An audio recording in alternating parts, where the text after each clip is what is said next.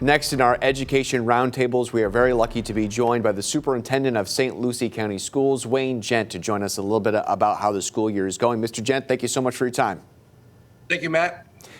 We are seeing a rise in coronavirus cases across the country and across the state, and a couple of the experts that we spoke to said that it has to do, at least in part, of pandemic fatigue. People are just getting sick of wearing masks, sick of following the rules and being safe, and they're not doing it as much anymore. Are you seeing that inside your schools?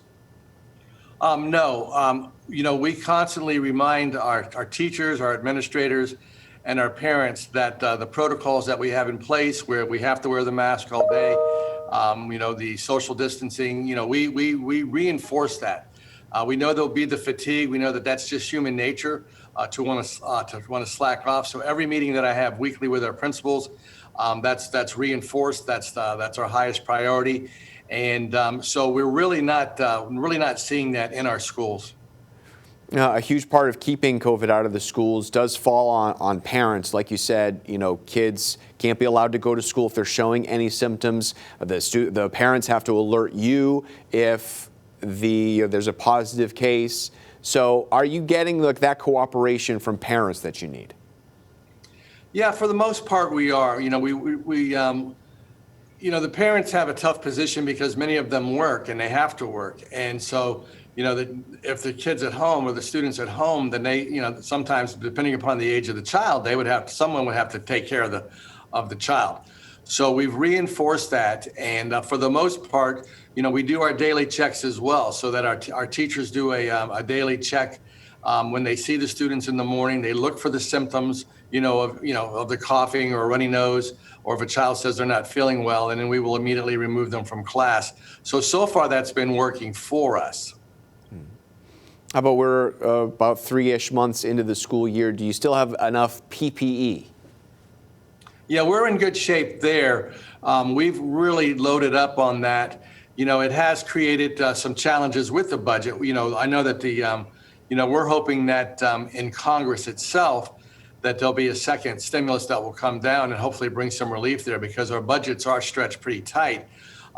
So you have to take money from from other areas in order to make sure that the safety needs are met. And so we feel confident that we've got enough on hand right now, but we're really watching what's going to happen up at the federal level to see if additional relief will come to the school districts.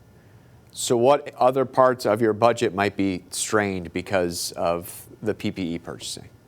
Well, you look at, you just look at the overall budget. We've had a freeze, a hiring freeze this year, not just because of this, but we knew that because of the revenues being less that would be going into the state as well from the different sources, that it would be a tight budgetary year. So we've been very, very frugal with our dollars. We've got, like I said, a hiring freeze for non-instructional folks. We look at instructional teachers and hire on as needed. We look at some of our capital projects to see what are the priorities, what can be pushed back maybe to second semester or maybe in the summer. So it's an ongoing conversation, something we look at each week. We are in the middle of November, and the governor still has not decided whether or not he's going to continue to allow some students to stay virtual. Are you preparing to have all of your students be back in January if the governor does decide that? We're hopeful at an announcement. I believe there may be some kind of announcement that's supposed to come out before Thanksgiving, so maybe within the next week or so. But we have a contingency plan as well. Personally, in St. Lucie Public Schools, we would like to see it remain as it is. 56% of our students are in the school centers and 44% are at home. It really represents a parental choice, and we support that thoroughly, that the parents have that choice to make. We did at the end of the 9 weeks, a couple of weeks ago, we switched, we had parents that were able to bring their children back. We had approximately 4,000 that chose to come back into the schools, but we had 960 that chose to go home and do My School virtual. So, we had about when you do the math, it's 3,000 more kids back in the school center. This week, we're sending out information to our parents as well, that if they choose to come back for second semester, we're hoping that it remains the same. And so we're doing that contingency to to keep it as it is. But if the governor were to make some sort of a decision in another direction, that would create unique challenges. We feel we can meet that need. But our position is we need to maintain the course as it is, give the parents the choice, and do the dual instructional strategies that we have with My School Virtual at Home or the traditional brick and mortar, and let the parents make that choice. And of course, that would create some challenges for teachers as well. If all the school kids had to come back, I'd imagine the teachers will all be asked to come back as well. Well, our teachers are in our schools. Our teachers in St. Lucie, they come to school every day, and then the ones that do their virtual instruction from the school center itself. I know it's different in other counties, but here they come in and then they do it virtually. And what's unique too is that they'll have an entire virtual classroom. It won't be mixed where some of your kids are right in front of you for that class and the other ones are online. The way it is here, you're either teaching all online for whatever that period is, or you're teaching in front of a group of students. I think it's important to really note that our teachers have really risen to the occasion, but they are stretched very, very thin across the state and across the country. This represents a major challenge for our teachers, a major delivery system, and they're troopers and they've stepped up, but they need to be commended and recognized for their efforts. But we know it's been a major, major challenge for them. One of the frustrations that we heard from teachers was that it felt like they were, finding out some of major changes, at the last minute, that things were changing all the time, and that, the communication maybe was lacking. But I know that it's difficult when things are changing all around you. Is there anything that you're doing to ensure that your teachers are learning and finding out everything they need to know as soon as possible? Yes, we think that that's one of our strengths in St. Lucie County, to be agile, to be able to pivot. And so we've worked closely with our union partners. Communication's one thing and connecting is probably more important. So we really try to share that information with our teachers. We really haven't had maybe some of the issues that some other districts across the state have had in that area. And we can continually do training. We were preparing for this. We've been preparing since last spring. And so I'm very pleased with where we are with that. Not that there aren't any bumps in the road sometimes, but we just think that we communicate weekly with our principals, have weekly meetings, sometimes bi-weekly meetings with the principals, keep our union partners, communicate with them so that we're really on the same page. So if there's anything different coming out, that our teachers are aware of that. And then we kind of try to come in and support them and to help them out. So that's working well here. This has been such a challenge for kids and students and parents. But what do you think the positives have been? If we could find something here about the 3 months and the pandemic continues, the months going forward, that you feel like it could be changing education in St. Lucie County for the better? Well, public schools have always, you can go back and do research over the last 100 years, whatever the societal issue is, whatever the social issue is, and you can go back to the 60s, 70s, 80s, it's always been put on the public schools. And we've always risen to the occasion. And, I think we're doing a really good job with this. This just came out of nowhere.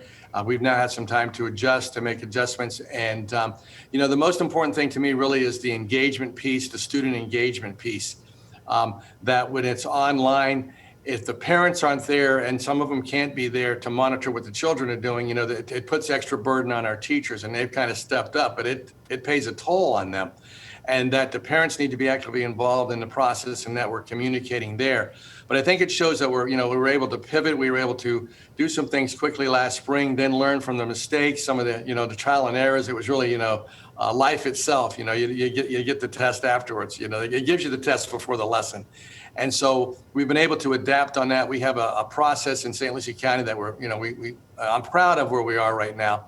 But it has to be monitored every day. You can't get lax and, continue. We see the cases rising again, statewide as well as in the country. And so we just have to be prepared for whatever comes next. And I think we are. Some of the students that, are maybe high school, upper level high school, who, maybe are go-getters, super intelligent, are actually really enjoying doing the virtual learning. Do you think that we will see at the end of this, when all schools are open and the vaccine is out and we're not worried about the pandemic as much anymore, more kids deciding to actually learn virtually? You know, I guess the jury's out on that. There's studies that are going on. In fact, I was reading a journal this morning. I haven't really had a chance to digest all of it. You know, there are kids that thrive in this, and I think that would be beneficial to them.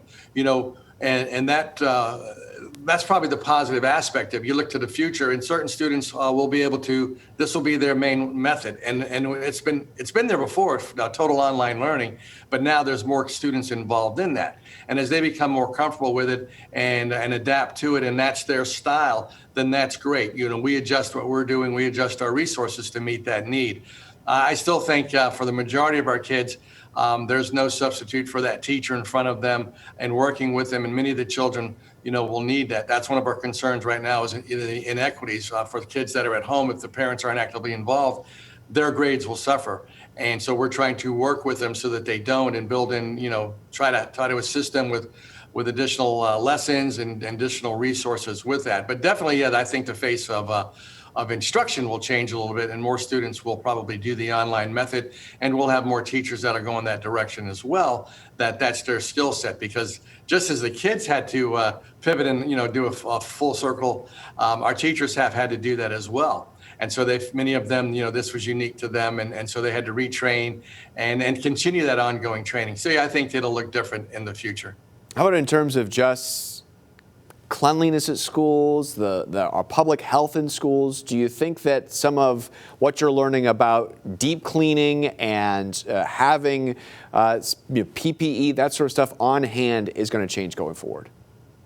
Yeah, I think you're always going to, you know, until this, you know, I would see that for the foreseeable future that, you know, those, and there'll probably be new technologies that will come out, but that's always been one of our highest priorities is the safety of the children and cleaning, you know, in the school centers and the buildings, on your school buses as well. All of that's at the forefront. So, you know, and the new equipments that are coming out and the new products that come out, you know, we get tons of emails, you know, every day from this company and that company.